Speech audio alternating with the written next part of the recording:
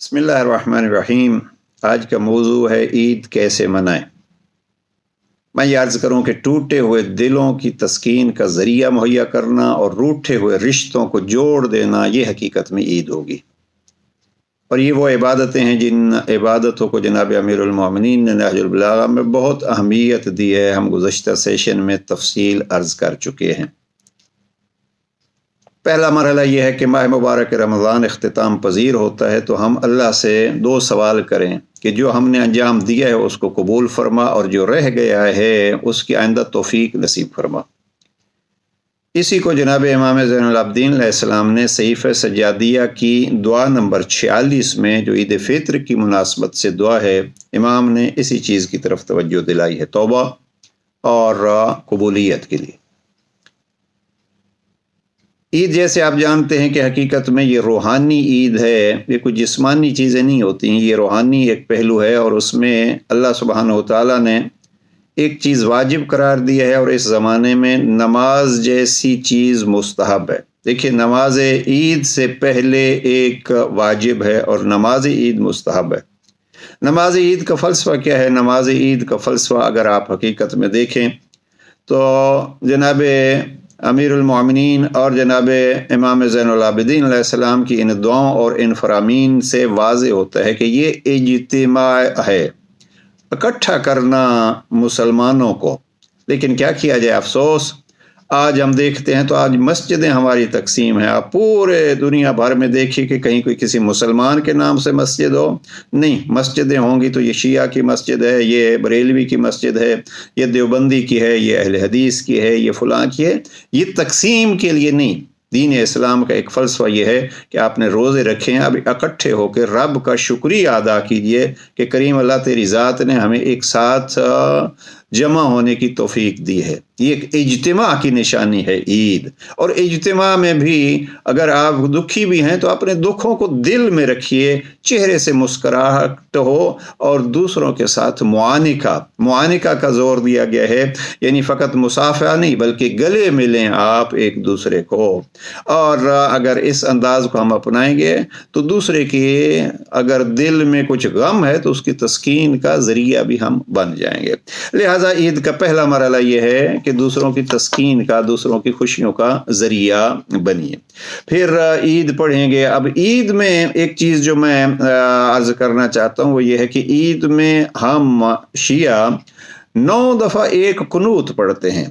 ज़रा इस वक्त अगर फुर्सत हो तो ईद से पहले इस कुनूत पे गौर कर लीजिएगा ताकि आप जमात में कुनूत पढ़ रहे हों और अगर याद हो तो क्या ही खूबसूरत हो, इसलिए कि कुनूत पढ़ना फ़िकी मसाइल के तौर पर भी आपको खुद पढ़ना है।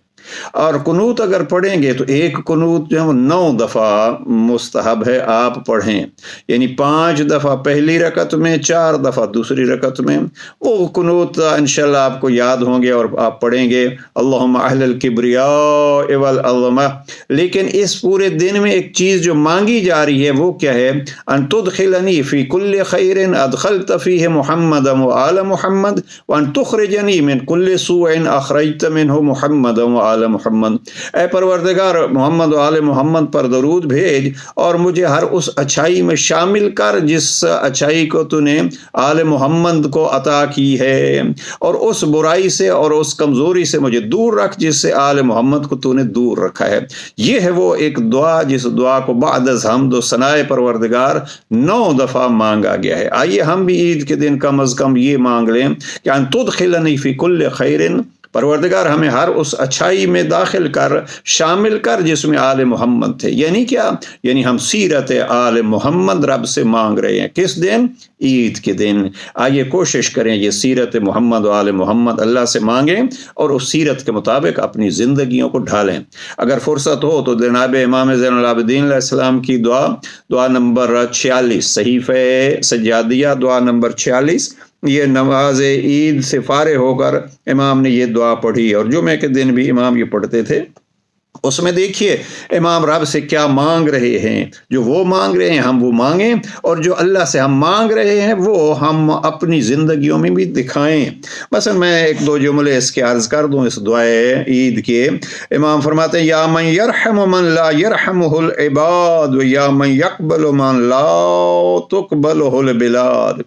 वो जो ऐसे शख्स पर रहम करता है, ज़रा गौर फरमाइए, और इन अखलाक इलाहिया को फिर ईद के दिन हम अपनी ज़िंदगियों में अपनाएं। वो जो ऐसे शख्स पर रहम करता है जिस पर बंदे रहम नहीं करते।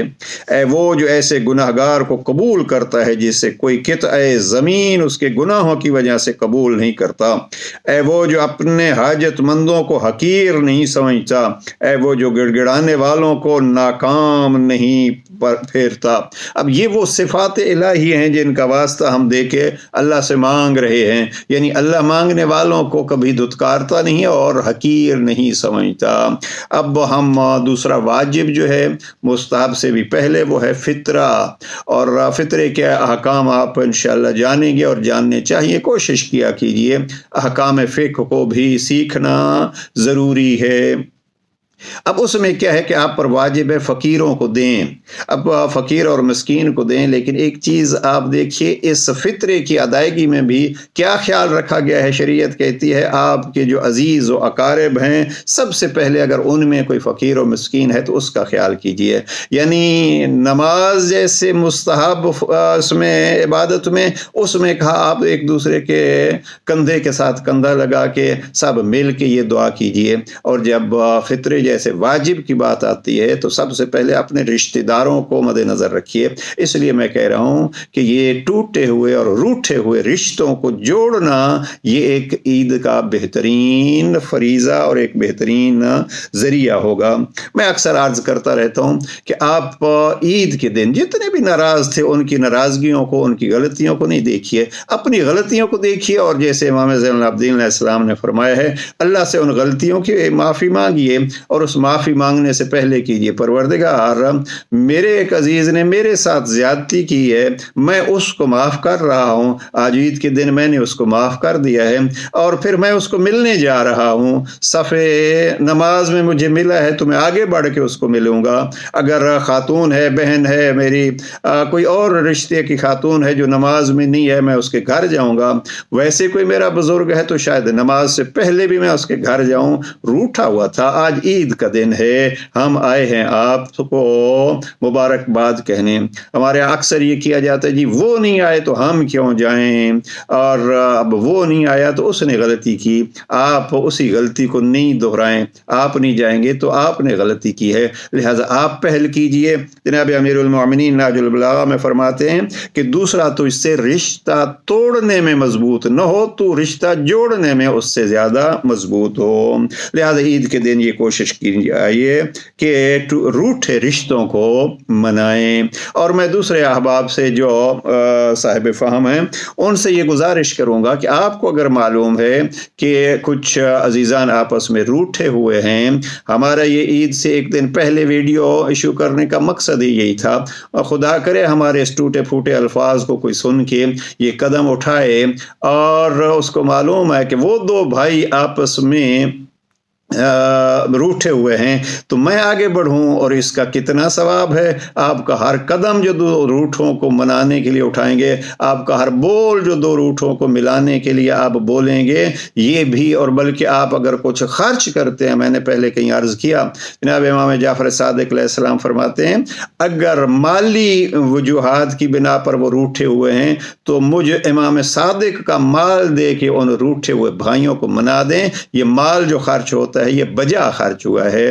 तो ईद से पहले आइए कोशिश करें, खुद कोशिश करें, और जो अहबाब जानते हैं कि वो दो भाई, वो दो अजीज़, वो दो रिश्तेदार, वो बहन भाई, क्या अजब सिलसिला है। हमने अपनी आंखों से देखा है कि बहन को भाई के जनाजे से उठा दिया जाता है। अब ये इंसानियत नहीं है अजीज़ान। आइए हम कोशिश करें ईद वाले दिन इन रूठे रिश्तों को जोड़ें। अल्लाह सुब्हानहू व तआला इंशाअल्लाह हमारे लिए अच्छाइयों برائیوں کو جوڑ دے گا۔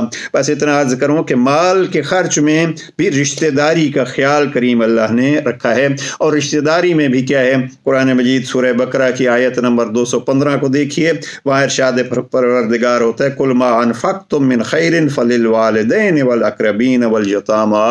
اب اگر راہ خدا میں آپ خیر میں خرچ کرنا چاہتے ہیں تو اس میں سر فہرست ماں باپ ہیں، لہذا ماں باپ کا خصوصی خیال کیا کیجئے، عید کے دن خاص کر خیال کیجئے، اور پھر اللہ سے مانگیے۔ بہرحال جو اللہ سبحانہ و تعالیٰ سے ہم توقع رکھتے ہیں، اخلاق الہیہ کو اپنائیں اور ان کو بھی دوسرے لوگوں کے لیے انجام دیں۔ پروردگار سب کو خوشیاں نصیب فرمائے، غموں دکھوں تکلیفوں سے محفوظ فرمائے، اور اپنے جو واجبات اور فریضہ ہے اس کو ادا کرنے کی ہمت عطا فرمائے۔ والسلام علیکم ورحمۃ اللہ وبرکاتہ۔